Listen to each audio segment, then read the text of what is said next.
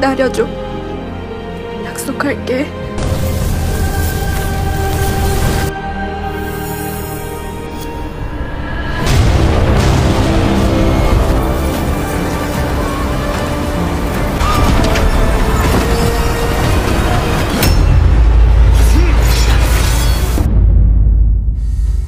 Kembali lagi di channel kesayangan kita semua.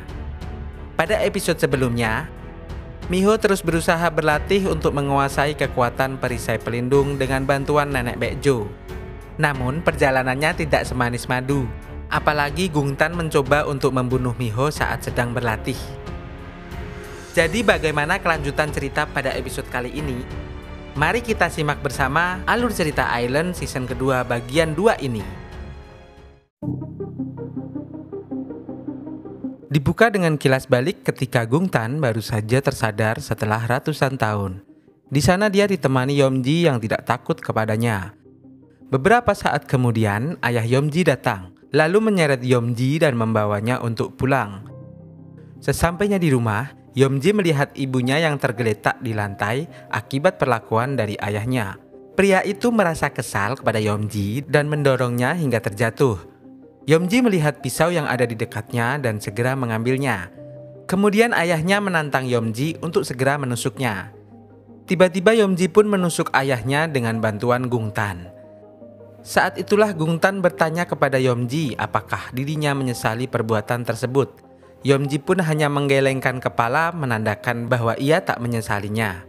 Setelah itu Yeomji menghampiri ibunya yang sudah tak bernyawa sambil menangis. Sesaat kemudian, Gungtan pun pergi dari sana, namun Yeomji mengikutinya karena sudah tak memiliki siapa-siapa lagi.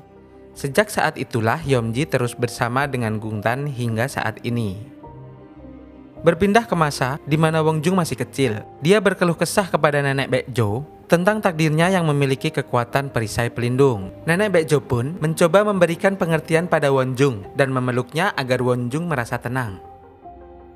Beralih ke masa sekarang, di tempat Miho berlatih, Gungtan mencoba mendekati Miho. Untung saja, kekuatan perisai pelindung tiba-tiba bangkit dan melindungi Miho. Hal ini pun membuat Gungtan ketakutan karena teringat kejadian di masa lalu saat dirinya disegel oleh kekuatan Wonjung. Akhirnya Gungtan balik kanan dan bergegas kabur dari sana. Di saat yang bersamaan, Fan dan Yuan merasakan kekuatan iblis dari Gungtan.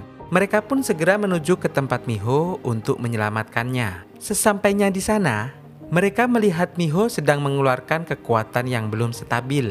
Fan yang khawatir mencoba untuk mendekat, akan tetapi dirinya tertahan oleh kekuatan itu. Di saat Miho tak sadarkan diri karena kekuatan tersebut, ingatannya tentang masa lalu Wonjung mulai kembali sedikit demi sedikit. Tak lama kemudian, Miho tersadar dan Fan pun bergegas menghampirinya. Sementara itu, Gungtan mencoba membangkitkan kembali iblis nafsu dari patung yang ada di dalam hutan. Kekuatan iblis nafsu ini menimbulkan kekacauan di beberapa tempat. Hal ini menyebabkan Nenek Baekjo khawatir dan menjadi lemas. Malam harinya, Nenek Baekjo memberi nasihat kepada Fan supaya tidak memberikan hati kepada Miho. Karena itu akan menjadi hal yang sia-sia jika ingatan Miho sudah kembali sebagai Wonjung. Setelah itu, Miho, Fan, dan Yuan pergi dari rumah Nenek Baekjo dan kembali ke villa. Di sisi lain, Soryeon yang sedang pulang dari sekolah tiba-tiba tersambar kabut hitam. Hal ini menyebabkan Soryeon tak sadarkan diri karena dirasuki iblis nafsu yang telah dibangkitkan oleh Gungtan. Gadis ini pun berbalik menuju sekolah dan naik ke atas atap. Yeomji menyadari hal itu dan bergegas untuk mencegah Soryeon. Namun ia terlambat. Soryeon pun akhirnya melompat dari atap sekolah lalu meninggoy. Yeomji yang masih bersedih hati menanyakan kepada Gungtan kenapa harus Soryeon yang menjadi korban. Gungtan pun menjawabnya karena Soryeon adalah salah satu orang yang penting dalam hidup Miho. Paginya, Miho menuju ke sekolah ditemani Yuan. Sesampainya di sekolah, mereka melihat kerumunan siswa yang ramai. Saat mereka menghampiri kerumunan tersebut, Miho pun terkejut histeris. Dia melihat sosok Soryeon yang berlumuran darah dan tak bernyawa. Dengan penuh kesedihan, Miho pun bertemu dengan Fan yang saat itu ada di rumahnya. Miho berkeluh kesah kepada Fan atas kekecewaannya karena tak bisa membangkitkan kekuatannya kembali dan malah menimbulkan penderitaan bagi orang-orang di sekitarnya. Fan memberi saran kepada Miho untuk berhenti dan pergi dari sana jika memang beban itu terlalu berat. Miho yang bersedih tak sengaja melihat tangan Fan yang terluka. Ternyata Fan telah banyak membasmi iblis nafsu seorang diri ketika tidak bersama Miho. Setelah itu, Miho dengan penuh emosi berniat ke sekolah untuk menemukan bukti-bukti atas kematian Soryeon. Yuan yang mengetahui hal itu segera menyusulnya bersama Paman Jang. Di waktu yang bersamaan, para murid diserang oleh kabut hitam. Kabut hitam itu adalah Gusunse, roh jahat yang mempengaruhi sisi gelap dalam jiwa manusia sehingga menyebabkan manusia tersebut bundir. Sebenarnya Gusunse adalah roh yang tidak terlalu agresif, namun karena campur tangan Gungtan, roh ini menjadi lebih jahat setelah dikuasai oleh iblis nafsu. Tak lama kemudian Miho sampai di sekolah. Tiba-tiba saja Miho dirasuki oleh kabut hitam. Hal ini membuat Miho berhalusinasi dengan rasa bersalahnya, di mana orang-orang terdekatnya menyalahkan Miho atas kematian mereka. Akibat dari hal tersebut, Miho mencoba mengakhiri hidupnya. Beruntung Yuan dan Paman Jang datang tepat waktu dan mencegah Miho melakukan tindakan nekat itu. Saat mengajak Miho pulang, mereka mendengar teriakan dari para murid yang berada di sana. Yuan dengan sigap menuju ke sumber suara tersebut, dan ternyata murid-murid itu telah dirasuki oleh Gusunse. Saking banyaknya yang kerasukan, Yuan pun kewalahan. Lalu meminta bantuan dari Paman Jang untuk melakukan doa ruqyah versi Korea melalui speaker sekolah. Mendengar doa tersebut, para murid yang kerasukan berhamburan keluar dari sekolah. Saat mencoba mengejar mereka, Yuan pun bertemu dengan Fan. Fan memberi saran kepada Yuan untuk menggunakan air damkar sebagai media air suci yang dapat mengusir iblis.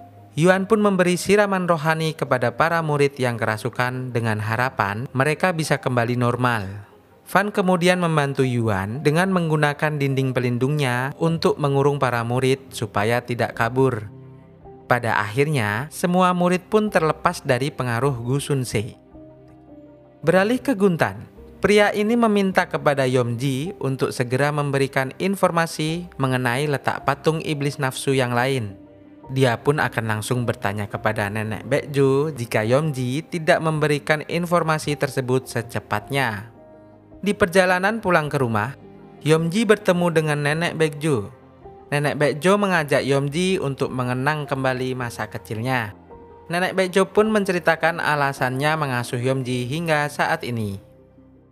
너만의 냄새를 찾아주고 싶어서.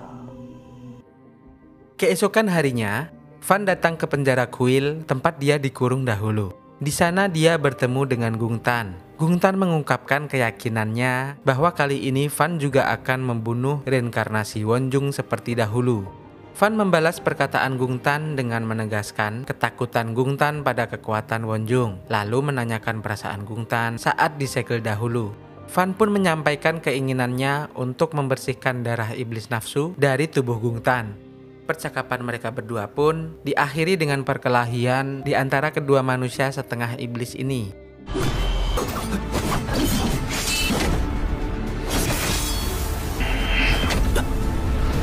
Setelah perkelahian itu, Fan kembali ke Villa Miho dengan kondisi terluka. Dia bertemu dengan Yuan dan membahas cara memusnahkan Gusunse yang sudah terpengaruh iblis nafsu.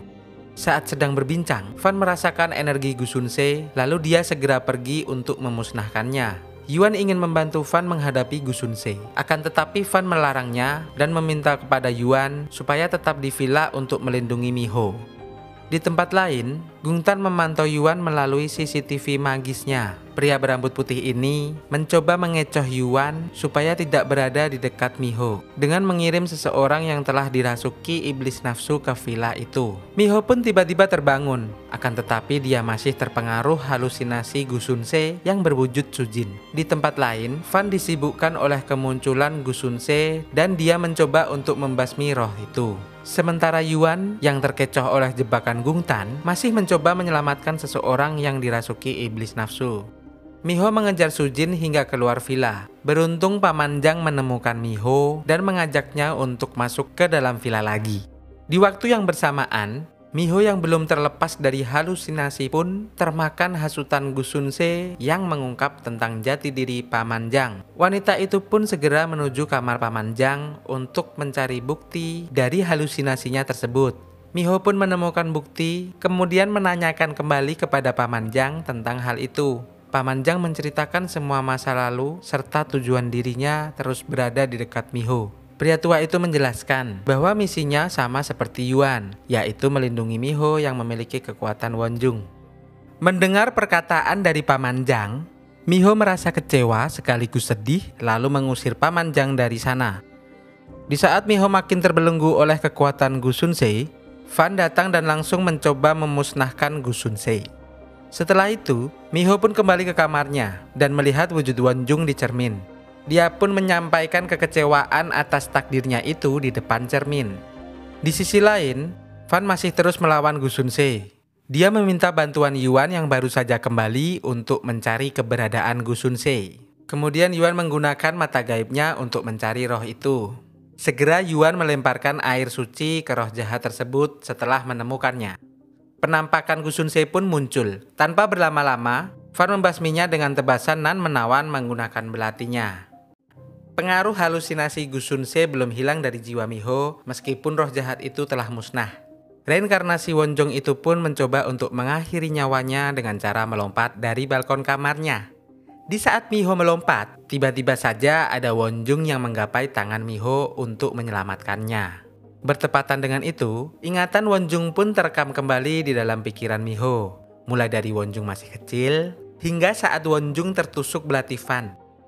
Ternyata bukan Wonjong yang menyelamatkan Miho, melainkan Fan yang menggenggam tangan Miho dan menyelamatkannya. Di sisi lain, Paman Jang bersiap untuk pergi meninggalkan villa. Saat akan pergi, Yuan menghampirinya. Dia pun berpesan kepada Yuan untuk melindungi Miho hingga saatnya tiba. Belum juga semua mereda, Gung Tan datang dan berusaha membunuh Miho. Untungnya rencana Gung Tan gagal karena Fan melindungi sang penyelamat itu.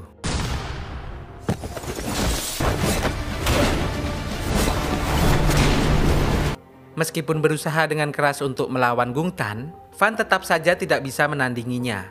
Fan yang sudah jatuh bergegas berlari ke arah Miho untuk melindungi wanita itu dari tusukan belati yang dilempar oleh Gung Tan.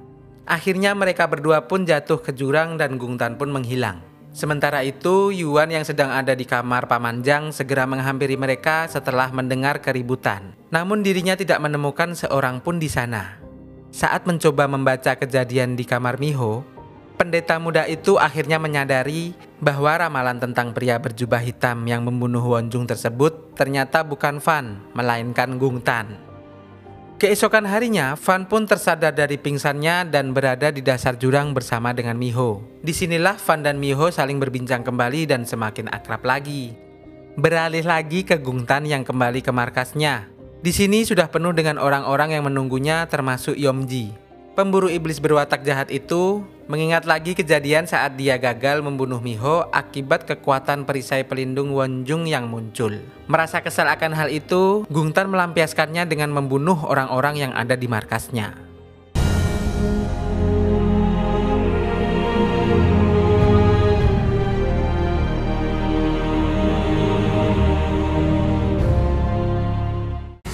Apakah Fan dan Yuan bisa terus melindungi Miho dari serangan Gung Tan? Nantikan saja episode berikutnya. Dan sampai jumpa di video yang akan datang.